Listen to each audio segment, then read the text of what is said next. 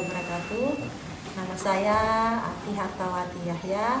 Saya berasal dari SDI Roja 2, ND Flores, Nusa Tenggara Timur.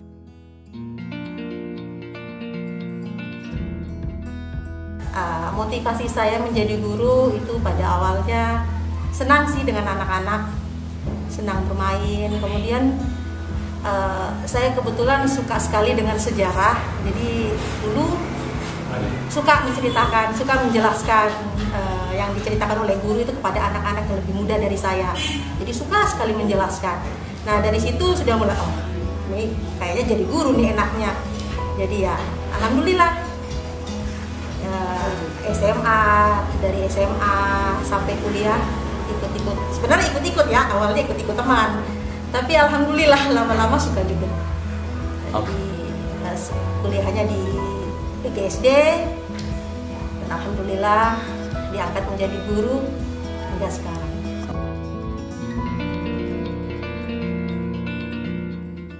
Metode mengajar yang biasa saya lakukan dalam kelas itu biasanya dalam kelompok. Jadi murid-murid saya bagikan dalam kelompok-kelompok. Kemudian saya beri penjelasan umum gitu, dan saya lemparkan beberapa pertanyaan kepada murid-murid saya. Nah dalam kelompok itulah mereka bisa berdiskusi, kemudian pleno, presentase, kemudian ada penjelasan juga dari saya. Itu yang paling saya suka.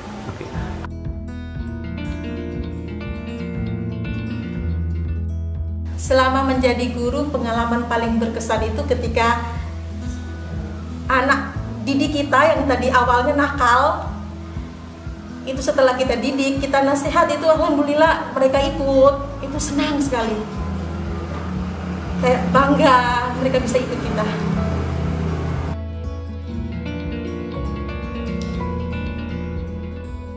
Pencapaian terbesar saya menjadi seorang guru itu ketika saya melihat anak-anak saya yang tadinya katanya nakal, tapi setelah saya didik, saya coba cari tahu, coba sharing, tanya mereka, dialog dengan mereka, tahu masalah mereka, kemudian kita saling bercerita. Apa saja saya dengarkan keluhan-keluhan mereka, dan mereka ikut. Itu sudah luar biasa buat saya. Itu saya rasa pencapaian luar biasa buat saya.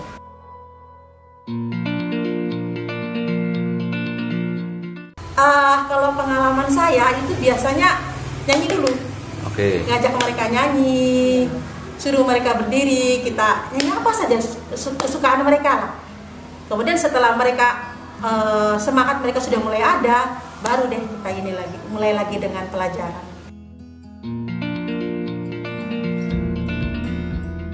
Kelebihan, kalau bicara kelebihan yang bisa menilai tentu orang lain. Tapi kalau ditanya kelebihan saya, mungkin saja saya orangnya suka mencari tahu. Kalau ada yang tidak saya ketahui, saya berusaha mencari tahu. Mencari tahu lewat apa saja, mungkin lewat teman-teman guru, lewat buku, apa saja.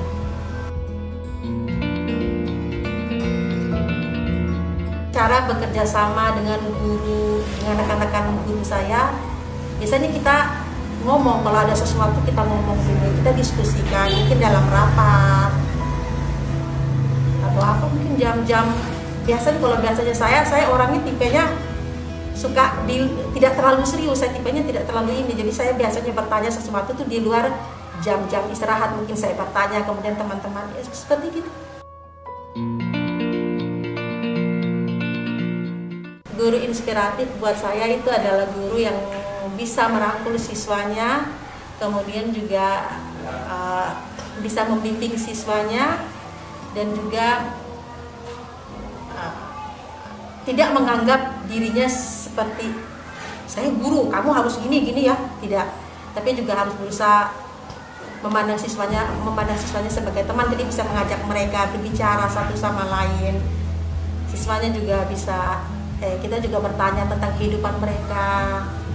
Jadi kalau ada sesuatu ya kita, kalau misalnya mereka terlambat atau bagaimana kita bisa tahu, karena kita terlebih dahulu sudah mencari tahu kehidupan keluarganya seperti apa.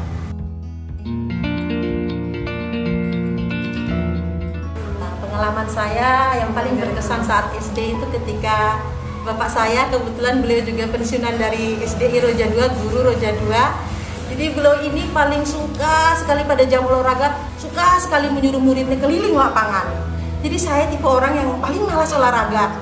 Jadi ya karena beliaunya tahu saya tidak suka olahraga, jadi beliau sudah saja hati harus lari ya, lari harus berapa ini ya, berapa putaran, itu paling berkesan buat saya.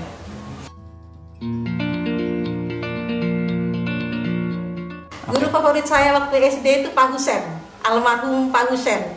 Beliau adalah mantan kepala sekolah saya dulu. Mungkin cara metode mengajarnya kali ya. Dan kebetulan beliau juga orangnya lembut sekali dengan anak-anak. Itu yang paling saya ingat dari beliau. Menurut saya, guru disebut pahlawan tanpa tanda jasa itu mungkin karena menurut saya guru selalu memberikan ilmunya itu tanpa mengharap belas jasa dari siswa-siswanya. Jadi kalau menurut saya pribadi itu saya tuh kalau melihat siswa saya yang berhasil atau bahkan jangan kan berhasil, SMA saja itu sudah bahagia sekali, senang. Tantangan terbesar buat saya itu awal-awalnya itu bahasa. Karena di rumah saya kan menggunakan bahasa Indonesia. Jadi siswa saya kebetulan SD namanya di daerah. Itu banyak menggunakan bahasa daerah. Jadi agak susah di situ.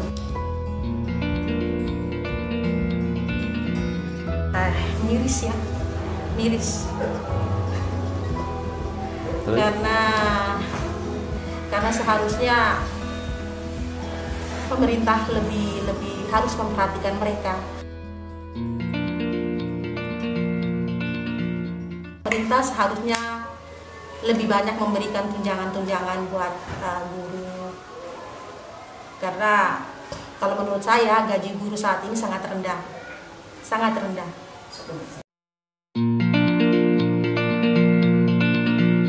Saya sependapat dengan pernyataan Guru Sejahtera Pendidikan Maju karena seperti yang kita tahu,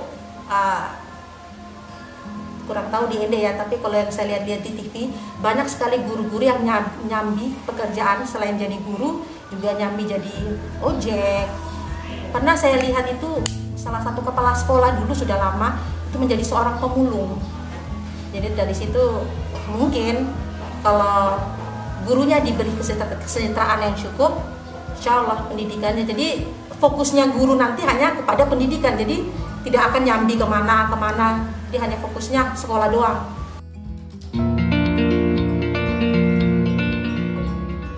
Menurut saya syarat sukses untuk menjadi seorang guru harus benar-benar mempersiapkan segala sesuatunya.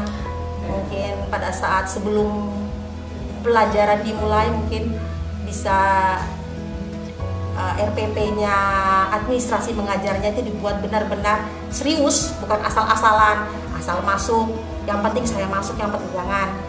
Menurut saya seperti itu. Jadi harus betul-betul dipersiapkan matang-matang sehingga insya Allah nanti hasil yang dikeluar itu akan betul-betul bagus. Tidak setuju karena belajar itu tidak mengenal umur. Belajar itu tidak mengenal umur.